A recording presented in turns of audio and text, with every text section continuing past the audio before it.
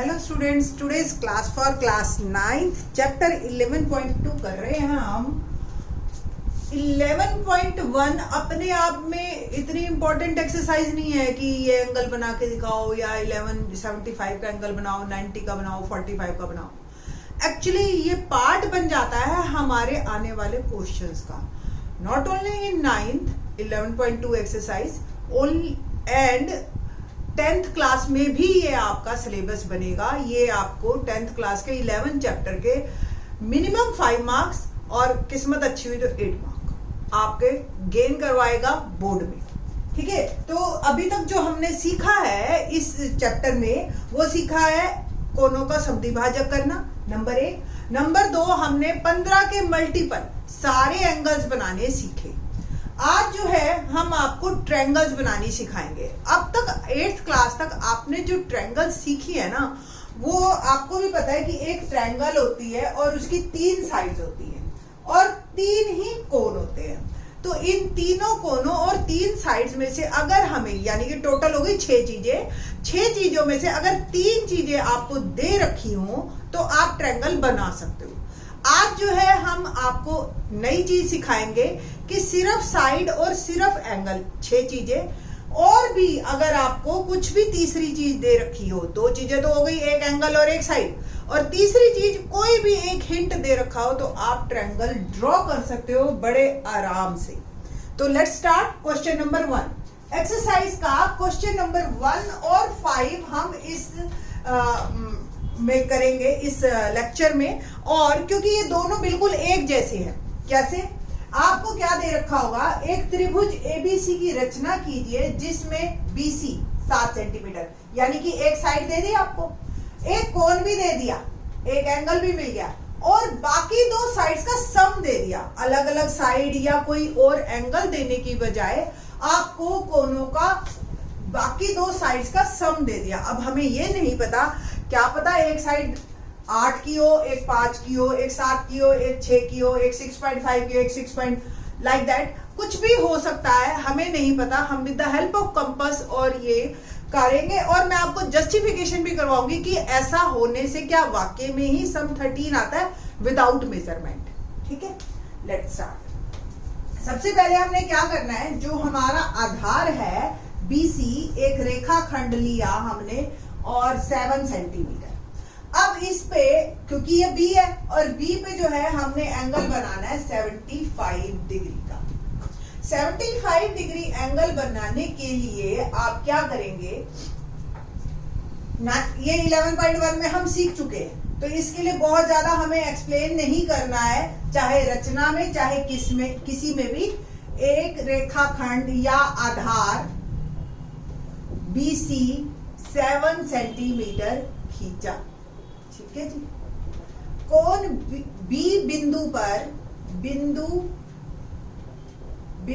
B पर कोण 75 degree का कोण बनाया, बस। ठीक है जी, अब आपको बहुत ज्यादा एक्सप्लेन नहीं करना है कि 75 डिग्री का कोण रचना में। पर अगर आपने 11.1 नहीं की है तो एक बार ध्यान से सुन लो कि कैसे बनाना है 75 का कोण। हमने बी पर कंपास रख के और कोई भी त्रिज्या लेके ऐसे यू एक अर्ध गोला बनाना है। अब ये डी पे कट करेगा तो डी पे एक चाप लगानी है जो कि 60 की आ गई।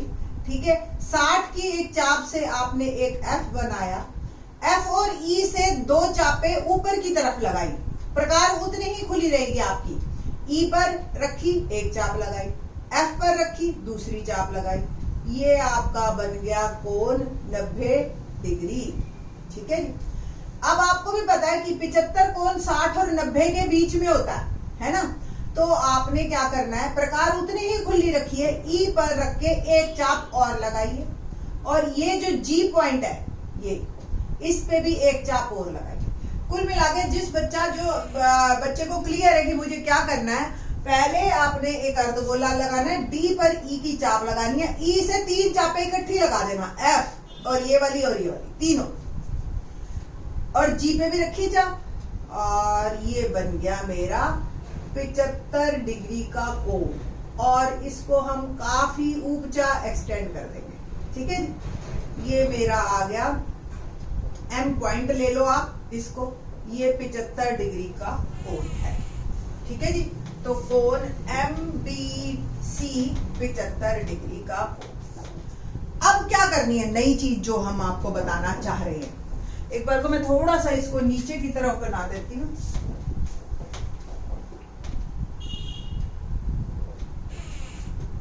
ये मैंने BC एक लाइन लिखी, B पर एक अर्धगोला खींचा, एक E, एक F, एक ये, एक F पे एक कट मारा, ये 90 का कोण मेरा आ गया, और यहां से एक कट और मारा तो ये मेरा 75, ठीक है जी। ये एक्सटेंड कर देना, ये M हो गया, ये D, ये E, ये F।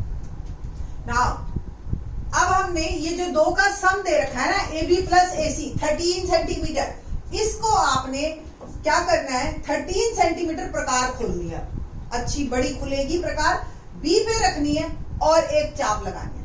बस इसको A लिखने की गलती मत करना, क्योंकि ये तो दोनों का जोड़ है, इसको एक नया नाम दे देना BX, ठीक है जी। और ये 13 सेंटीमीटर की हमने लगाई।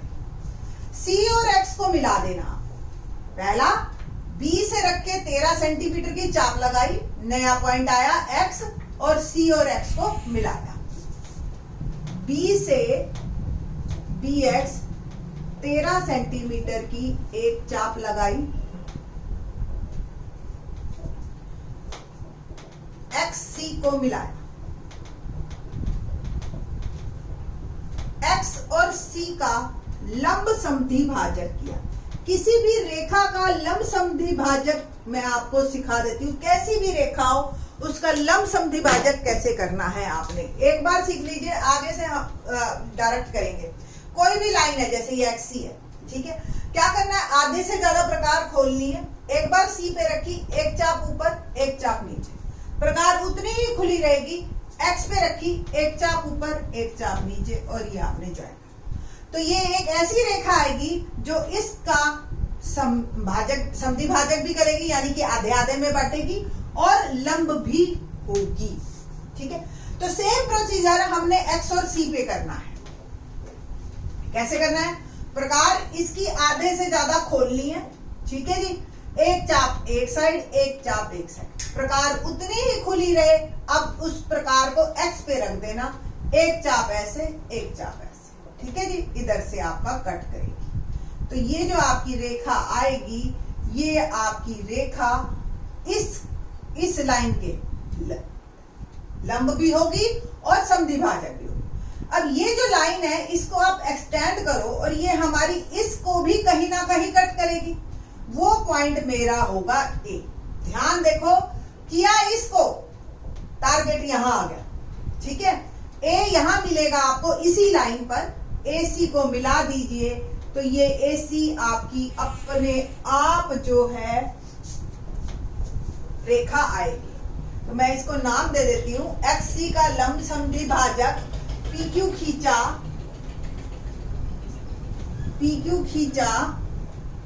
जो कि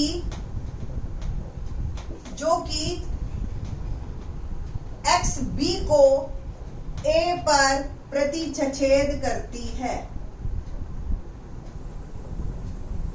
ठीक है जी, और AC को मिलाया।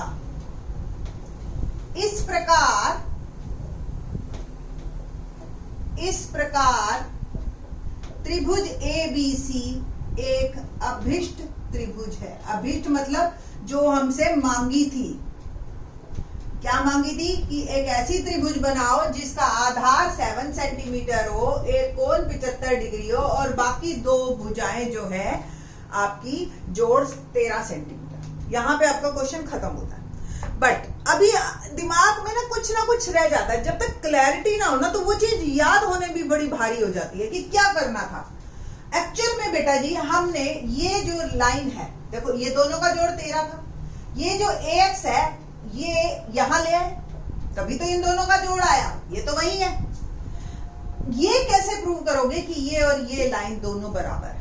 बहुत सिंपल है, आपने 7वां चैप्टर कर रखा है त्रिभुज सर्वांग सम का, सिर्फ हवा में ही देखना, बस सिंपल, बहुत जल्दी समझ आ जाएगा। एक ये और ये त्रिभुज ले लो, अगर आप ये और ये त्रिभुज XAN दिखाई दे रही है, XAN और त्रिभुज NAC, ठीक है ना, XAN और NAC। मुझे बताना कौन N दोनों में 90 डिग्री का है, प्रत्येक 90 डिग्री। AN कॉमन है, दोनों में है, और हमने कहा था ये लंब भी है और समद्वि भाजक भी है, तो XN NC के बराबर है। दो भुजाएं और एक कोण मिल गया आपको, तो SAS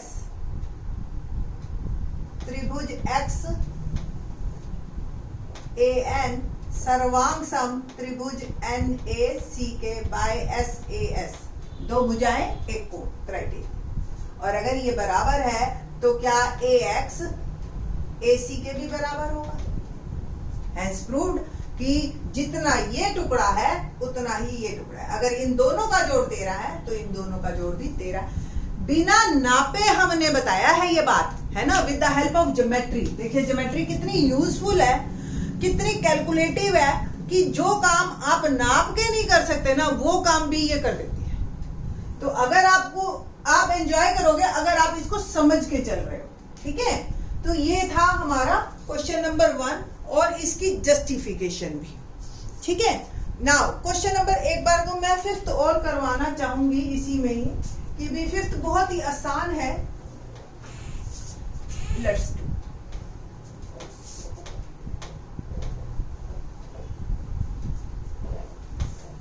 क्योंकि 5th और 1st बिल्कुल एग्जैक्टली सेम है, इसलिए मैं इसी में ही डाल रही हूँ। अदरवाइज मैं फर्स्ट पे ही कंप्लीट कर देती इस क्वेश्चन को, इस लेक्चर को। एक समकोण त्रिभुज की रचना कीजिए जिसका आधार 12। एक समकोण त्रिभुज की रचना कीजिए जिसका आधार 12 सेंटीमीटर और कर्ण और एक भुजा, कोई भी एक भुजा, ऑब्वियस दूसरी होगी। जब आधार तो 12 दे ही दिया, 3 ही तो भुजाएं होती हैं, तो अन्य भुजा का योग और अन्य भुजा यानी कि तीसरी का योग 18 सेंटीमीटर, ठीक है। अब आपको क्या दे रखा है, आधार, समकोण दे दिया, कोण दे दिया यानी कि 90 डिग्री और बाकी दो भुजाओं का योग। बिल्कुल उसी तरह से करना है आपने। BC आधार लिया आपने 12 सेंटीमीटर। B पे पहले तो बल्कि 75 का बनाना था, अब तो 90 का ही बनाना है। सिंपल आता ही है आपको बनाना। ये बन गया मेरा 90 का कोण। अब इसी पे ही आपने 18 सेंटीमीटर कट करना है, बिल्कुल सेम वही प्रोसीजर है, ठीक है। 18 सेंटीमीटर की आप एक चाप कट करेंगे और वो उसको नाम देंगे X और C को ज्वाइन करेंगे। बिल्कुल उसी तरह से एक आधार BC 12 सेंटीमीटर खींचा और बिंदु B पर 90 डिग्री का कोण बनाया और ये मेरा DEFM MBC 90 डिग्री कोण हो गया। B से BX 18 सेंटीमीटर, एक चाप लगाई, XC को मिलाया। देखो बिल्कुल सेम चल रहा है ना, सिर्फ और सिर्फ फिगर चेंज है। 7 की जगह 12 आ गया, 75 की जगह 90 आ गया, 13 की जगह 18 आ गया। XC का लंब समद्वि भाजक PQ खींचा। अब बिल्कुल सेम क्या करना है, आधे से ज्यादा प्रकार खोल के एक चाप इधर, एक चाप इधर, उतनी प्रकार खुली रहे। अब X पे रखो, एक चाप इधर, एक चाप इधर, जो कि इसको कट करेगी।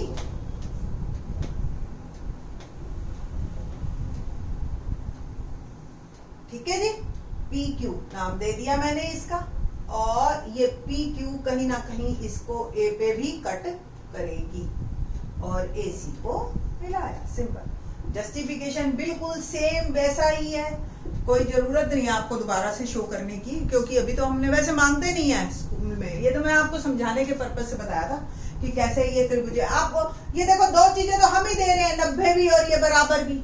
जब लंब समद्वि भाजक कर रहे हैं, ये पक्का कॉमन आएगी। तो इस तरह की तो सारी त्रिभुजें सर्वांग सम होती है, ठीक है। तो इसमें कोई बड़ी बात नहीं है, एक्स ए और ए सी। बट आज आपने सर्वांग सम का यूज किया है ना, ठीक है।